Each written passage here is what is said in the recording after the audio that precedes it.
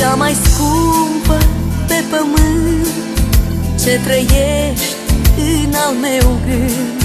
Cea mai sfântă în viața mea ești doar tu, măicuța mea. Când mi-e sufletul rănit, măicuță dragă, eu te strig. Vreau să știi durerea mea, alină-n mamă inima.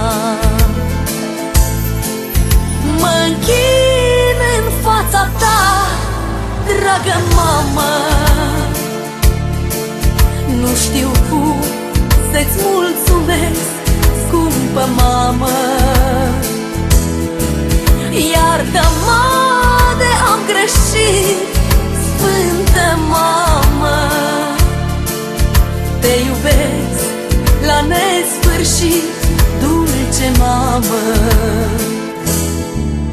Cel mai sincer și mai blând e al mamei scump cuvânt.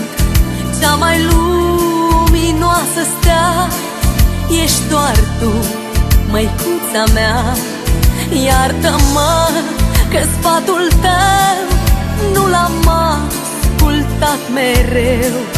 De uitat povața ta, să mă ierți, măicuța mea.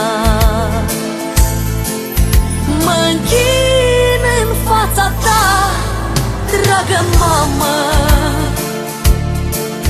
nu știu cum să-ți mulțumesc, scumpă mamă.